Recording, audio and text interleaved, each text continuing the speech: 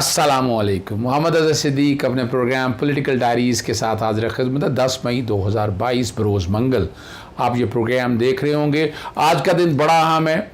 सूबाई असम्बली और कौमी असम्बली के मुनर्रफ अरकान की समाअत होनी है इलेक्शन कमीशन के सामने, और मुझे बड़ी उम्मीद है कि वो मामला जो है वो आज मंतकी अंजाम की तरफ चला जाएगा। चलते हैं आपको अगली चीज़ों की तरफ लेकर, और बहुत अहम से इशू है। और समी इब्राहिम को जो है ना, वो जो धमकियाँ देना और गिरफ़्तारियाँ करना जो है, उनका बेटा जो है वो हाई कोर्ट पहुँच के FIA का ये अमल आइन में दर्ज पॉलिसी के असूलों और आइन में दर्ज झेल बुनियादी हकूक़ की वाज़ेह तौर पर नफ़ी करता है, और वो पीका ऑर्डिनेंस के सेक्शन 20 के तहत इस्लामाबाद हाई कोर्ट के फ़ैसले की सरासर नफ़ी है। और मज़कूरा दफ़ात को पहले ही ख़त्म कर दिया गया। शेख 20 शाख को नुकसान पहुँचाने के लिए इजहार की हद तक और उसकी सज़ा गैर आइनी है। FIA हुकाम को ताज़ियात पाकिस्तान के सेक्शन 505 के तहत किसी भी मामले की तहकीक करने का इख्तियार नहीं है। FIA की तरफ से शुरू गई कार्रवाई जो है ना, उसको मनसूख करने का आर्टिकल 19 की खिलाफ वर्जी का इजहार राय के हवाले से बात की है, और 10A की खिलाफ वर्जी है, 4 और 14 की भी खिलाफ वर्जी है, और इंक्वायरी नंबर जो है 296 सबलीग 2022 के दफात के मनाफी करार दिया जाए और हतमी फ़ैसले तक हरासा करने से मना किया जाए। ये मैंने शमी इब्राहिम साहब की पटिशन में बैकग्राउंड पे चल रही है, तो अब तक अंदाज़ा हो जाना चाहिए कि क्या हालात और वाक़यात चल रहे हैं। दूसरा जो इशू इसके साथ वो बड़ा अहम है, वो लाहौर हाई कोर्ट में 3 फ़ैसले जो हैं जी, 3 फ़ैसले, तेज़ तरीन 3 फ़ैसले। पहला फ़ैसला 36 घंटे या 30 घंटे में, दूसरा 24 घंटे में, तीसरा 12 घंटों में, जो हमज़ा के हलफ के हवाले से है। इतनी तेज़ तरीन, और किसी में भी नोटिस नहीं हुआ, ना सदर को ना गवर्नर को। आर्टिकल 10A की वायलेशन। और कल तो आपको पता सुप्रीम कोर्ट के सामने ये बात रखा कि प्रेसिडेंट के बारे में जो अल्फाज इस्तेमाल किए वो तो उनके उहदे के मनाफी। इस पर सुप्रीम कोर्ट ने कहा कि वो हमारे सामने लेकर आए मामला, फिर उस सारे मामले को देखते हैं। अब इसमें पटिशन कोई फाइल करता है या नहीं करता, या ये फ़ैसला अंदाज़ा हो जाएगा। असल जो इशू है कि उसमें लास्ट ऑर्डर था, ग़ालिबन 30 अप्रैल का था, वो बैकग्राउंड पे चल रहा है, कि जिसमें लार्जर बेंच बनाने की बात की थी। सदर के बारे में आर्टिकल 5 और 201 और 189 पे अमल दरामद रोका था, सस्पेंड कर दिया था लाहौर हाई कोर्ट ने। इसका बेंच आज़ादाना मुनसिफाना बेंच आना चाहिए था। बहरहाल बुझ बेंच आया, फिर आज बार में फिर लोगों ने बड़ी बातें की मेरे से। मैं तो वो बातें जो हुई मैं आप तक बताना चाहता हूँ। बेंच हेड कर रहा है, वो बैकग्राउंड पे चल रहा है, जस्टिस सदाकत अली ख़ान साहब, justice Shahid Jamil sahab, justice Shahram Sarwar Chaudhry, justice Sajid Mahmood Sethi और जस्टिस तारिक सलीम शेख। ये 5 लोग मेंबर का बेंच चल रहा है। इस पर जो बाहर में है ना, जो बातें उठी, मेरे पास जवाब नहीं था।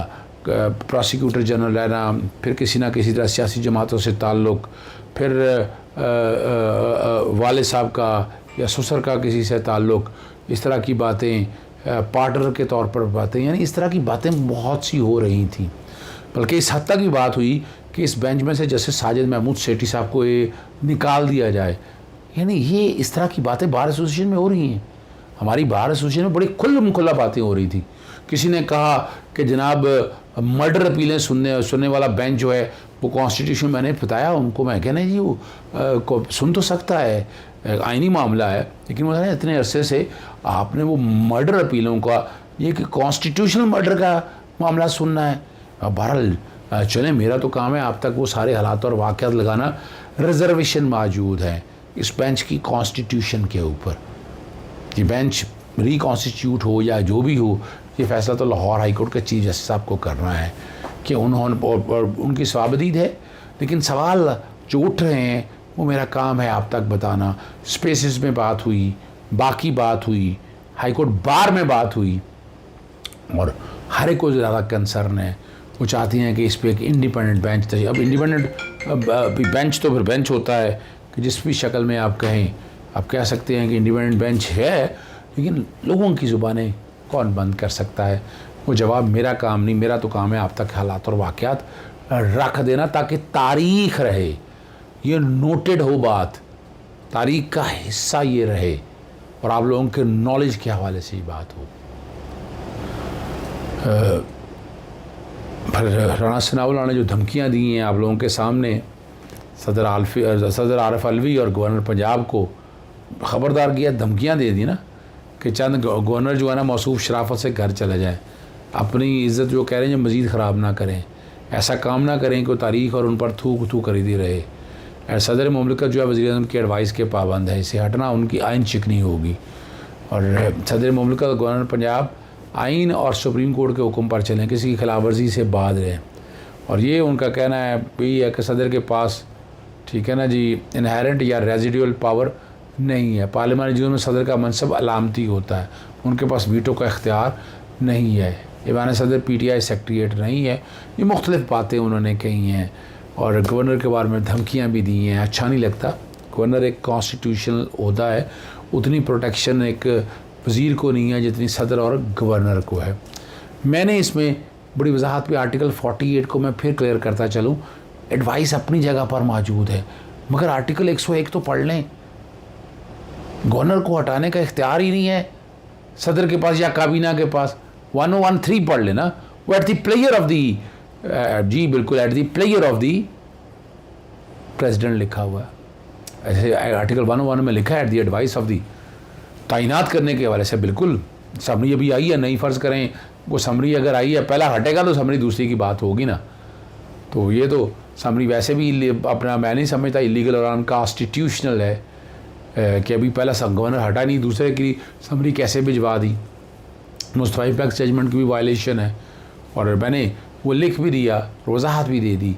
और इस तरह प्लेयर पे ना एडवोकेट जनरल ऑफिस के कुछ एडवोकेट्स को हटाने का मामला था, तो पता लगी नहीं, अदालत का फ़ैसला मौजूद है, ये स्टिग्मा होता है इसको हटाने के वाले से। अब गवर्नर को हटाना क्या वजूहत हैं, चेहरा अच्छा नहीं लग रहा या फंड नहीं कोई मिल रहे, इस बुनियादों पे तो नहीं हटाया जा सकता ना। तो ये मामला भी जो है ना वो कंट्रोवर्सी में या कंट्रोवर्शियल आपके सामने रह गया है। गवर्नर अभी तब तक रहेंगे जब तक सदर की स्वाबदीद है, हटा नहीं सकते गवर्नर को, ये कॉन्स्टिट्यूशनल पोस्ट है। और उमर सरफराज चीमा जो है आपके सामने, सारे मामलात को अगर आप सामने रख कर देख लें तो आप अंदाज़ा लगा सकते हैं कि वो किस तरह खड़े हैं चट्टान की तरह इस सारे मामले में। आगे जो है ना इमरान खान साहब के एक इरादा मुतफ़िका मंजूर कर लिया नेशनल असम्बली के अंदर। क्या होता ये आज से 6 साल 5 साल 4 साल पहले अगर आ जाते ये सारे, और पाकिस्तान पीपल्स पार्टी भी, और नवाज शरीफ की वो मैं तकरीरें नहीं सुनाना चाहता, ना मैं मरीम के वो अल्फाज आप लोगों के सामने बताना चाहता हूँ। कौम सवाल करती है इस बात से क्या एक्शन लिया, चाहे वो एक्शन नहीं लिया, अब आगे एक्शन क्या आप ले रहे हैं, ठीक है ना जी। और वो बुनियादी तौर पर बात मीर जाफ़र और मीर सादक के हवाले से हो रही थी, तो अल्फाज को इस्तेमाल करते हुए पता नहीं अब किस तरह से इसको जोड़ दिया। मैं नहीं इस बात में जाऊँगा, कौम फैसला करे कि क्या है क्या नहीं है, लेकिन discrimination is there, is well founded, ठीक है ना जी। और मज़ेदार जो बात आपके सामने रखी है, वज़ीर-ए-आज़म शहबाज शरीफ ने एक बात मान ली, उन्होंने कहा ज़िम्मेदारी से बात करता हूँ कि सफ़ीर ने बताया था, मैंने ख़त में लिखा था कि हमें धमकी अमेज़ गुफ्तगू थी, लेकिन यह गद्दारी या साजिश का अनासर कहाँ से निकल आया।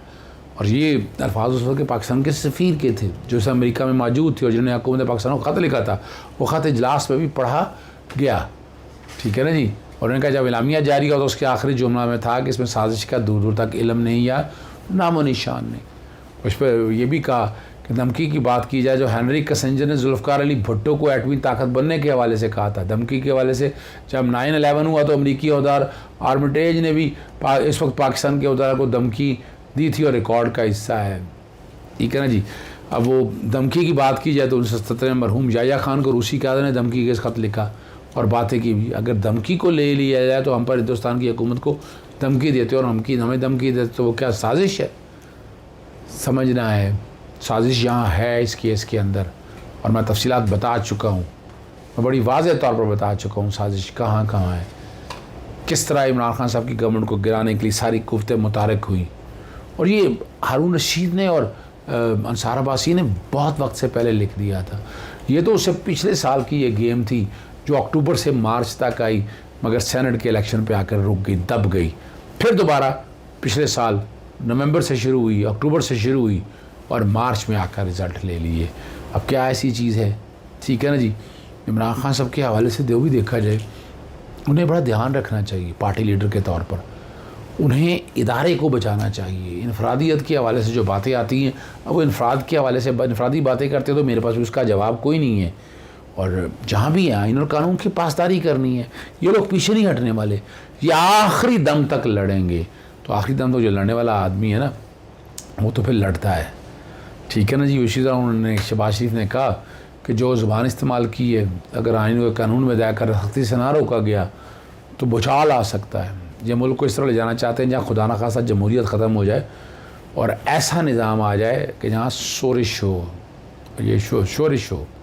अब ये तो कसूर आपका है ना, पैसे दे के, तमाशा देख के आप लोग इतना अहम इशू जो है किस तरह लेकर चल रहे हैं। ये ज़्यादती है सारे मसले में और समझना है। और ये भी जो एबटाबाद जलसे में खिताब करते हैं, उन्होंने सिराजुद्दौला मुग़ल सल्तनत का एक गवर्नर था, उसका commander in chief Mir Jafar ने हुकूमत गिराने के लिए अंग्रेज़ों से हाथ मिलाया था। उन्होंने कहा था कि हुकूमत को आज के दौर में मीर रूह और मीर जाफ़र की ज़रूरत ना है, ठीक है ना जी। ये अब आपके पास है, ball is in your court, फ़ैसला आपने करना है। इमरान खान साहब जो भी कोई एक्शन लेना चाहते हैं, अगर वो आइन और कानून के मुताबिक तो ज़रूर लें, अगर नहीं है तो फिर ज़्यादा नहीं जा सकती। यही तो फ़र्क है जमहूरी रवायात का, जमहूरी गवर्नमेंट का।